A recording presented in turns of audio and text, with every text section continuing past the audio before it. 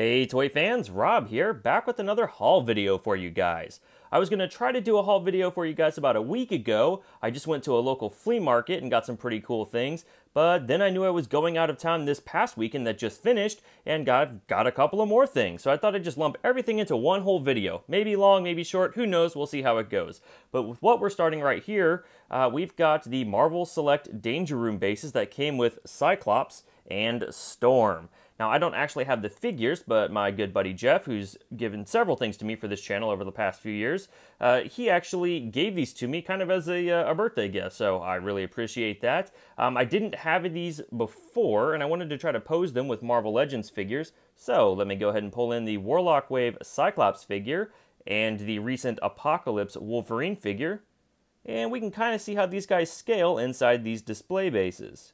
You know, I do kind of like the way that these look. I think I want to get a couple more. I want to be able to do like a whole full display, like fill up an entire shelf, maybe stack these guys, I don't know, stagger them in between each other, all of the modern X-Men Marvel Legends figures, but I really like the start that I've got going here. So thank you, Jeff, for getting me started. Let's go ahead and continue on with what I just picked up this past weekend. When I was out seeing my buddy Jeff, there was actually a comic garage sale. I know that sounds really weird, but there's some pretty cool stuff that was available at that sale, and I managed to pick up a couple of Marvel Legends figures I didn't yet have. The first one is this Songbird figure. I was able to get her for just $5, as you see there notated on the packaging. Now this box is a bit beat up in the back. Definitely not for one of you, or rather for any of you mint on card collectors, but for $5 I didn't have Songbird, and I don't really care about getting that particular Thanos put together, so I thought that was a really good deal. I also managed to get my hands on the King Cobra figure for $5 as well. I've already got the Taskmaster from this series, so I think I'm set. I don't think I need any more figures from this particular wave of Legends, and I'm very happy to get such a great sale.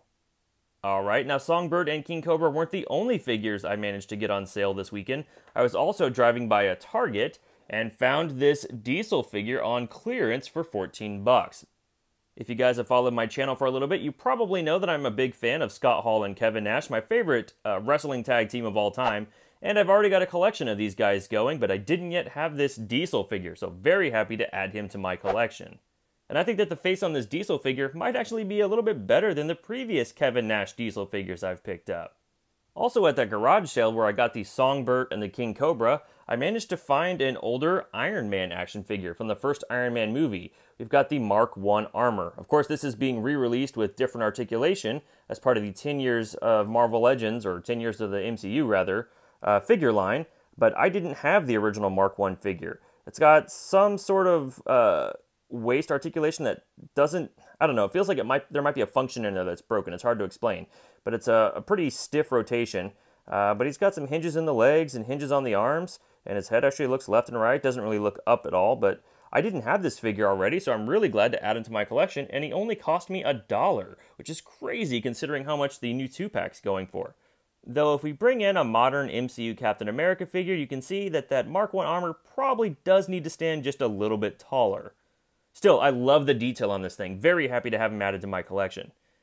On the way back from seeing my buddy Jeff, I stopped at several different retail stores, but I did manage to find, much to my luck, the two Mega Construx Star Trek figures that never showed up in my area. So, we've got Kirk from Amok Time, including the split shirt, as you see there. The eyes are a little weird on this guy, but that was the only one of two that I could find, and it was the better paint applications between the two. But then I also have Amok Time Spock. So really cool to have both of these guys. Glad that I've got all of the Star Trek Mega Construx figures now. Although I do love that Fry and Bender are available. They didn't have those when I was shopping around. So I may still try to get my hands on those, but still, love that Mega Construx, even if they're not doing the full sets anymore, that they are still doing Star Trek figures.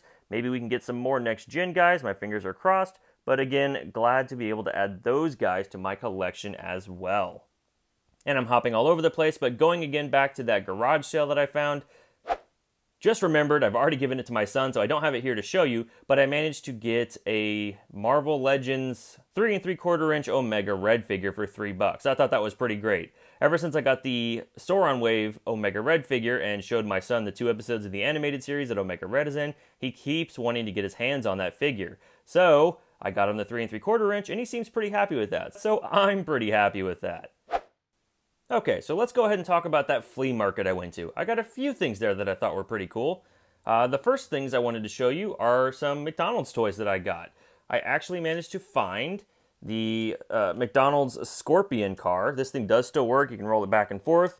As you see here, the tail will move back and forth, and you can rotate it around if you really want to. But I love the Spider-Man the Animated Series McDonald's line from, what, 94 was it? 95. So I do want to get the rest of these. I've already got some from when I was a kid. I've got the Peter Parker. I've got the Spider-Man. A few other ones, the Mary Jane with the swappable dresses, but this is one that I never actually got when I was a kid, and I never got the Venom car, so if I keep sticking around that flea market, I might be able to get the rest of these in time, so looking forward to finishing that collection off. I also managed to find Wolverine piloting the Blackbird. Now, this is actually not the only one of these I have in my collection. I still have my original right here, which does not look so great. When I was a kid, I took a red Sharpie and tried to color in the window of the Blackbird, and even colored in the thrusters, and as you can see, there's dust and all sorts of stuff worked in here, and the paint's really worn on the guy. So, you know, I wanted to get a nice fresh one, so I was glad to find this brand new one. The only problem is that the fin is bent, so if I get industrious enough, maybe there's a way I can mix and match the two of these and get a perfect version of the toy, but glad really just to see it, first of all, and to get just a nicer looking version of one that's not so played with. So another great addition there. That was from a different line that had a mix of, I think, all Marvel characters, not just X-Men or Spider-Man or what have you. And then the last McDonald's toy I found is one that I didn't even realize existed. This is a Beast Machines Rat Trap figure. So, of course, we've got his beast mode, and you can tell him, you know, I am transformed. That was their transforming phrase on that show. He has his wheels come out. He has the head come down over his head. And then we just have his arms kind of floating around here. So that is Beast Machine's Rat Trap. Not a bad transformer, honestly, for being a McDonald's toy. Certainly better than I think they would give us today if they tried to attempt the character again. But now that I know that there's some Beast Machines McDonald's toys out there, I'm going to have to go ahead and track those down. I've got the Beast Wars versions with the Scorponok, the Black Arachnium, the Dinobot, but I didn't know about this set, so glad to get that added to my collection. Also, I looked through some comic long boxes there, and there was mostly just a bunch of riffraff as you typically see at flea markets, but I guess thanks to the Multiple Man figure that I've been enjoying so much lately, I went ahead and picked up an issue of X Factor that had Multiple Man square on the cover. So I haven't actually read this one. I don't remember this story. It's got some nice Casada art on it, though. I'll have to check that out, and maybe I can let you guys know on Instagram what I think of it. And I also picked up another comic book, just on a whim, a cable issue that features Jean and Scott, and I'm not sure who that's supposed to be, if that's Quanon. It's kind of what that looks like. I haven't opened this yet, but she's got energy crackling around her, so maybe she's, I don't know, some version of Madeline Pryor? Really not sure. Fathers and Sons is a storyline that I never read back in the 90s, so you guys are probably screaming at me and telling me exactly who that is, but I'll find out soon enough. But still, the art looked cool, and I like the characters that are guest starring in that particular cable book. Alright, so now for the last thing. This is probably the strangest thing that I found at the flea market, but what I think is probably the coolest thing I found. Mixed in with just a bunch of random books that didn't even have anything to do with comic books, totally different area of the flea market, I found this. This is a cardboard standee produced in 1993, featuring obviously Rogue with a wreath and a sack of toys. This is definitely meant to be a Christmas decoration, and it actually has a stand that folds out so you can stand it up on whatever, bookshelf I guess? I don't know. But certainly this isn't the only X-Man in this set, so I'm very curious now to see how many characters were produced for this particular decoration set. I might try to actually track down all of them and maybe I'll just keep them up all year round. But this is in great condition. Still in the original plastic bag, completely flat, no damage at all. I almost feel bad about even considering opening this thing. But I just love having this piece of early 90s X-Men hype. I mean, the animated series was in full form at this point. So I'm sure these characters are licensed out on so many things I don't even know about, including stuff like this. If you guys happen to have any of these or actually decorated with these at your house when you were kids, let me know in the comments below. Who else should I be looking for? Alright, toy fans, well, that's my haul. What was your favorite part? You guys can always keep up with me on Twitter and Instagram at D21Beast, and I'll see you guys next time.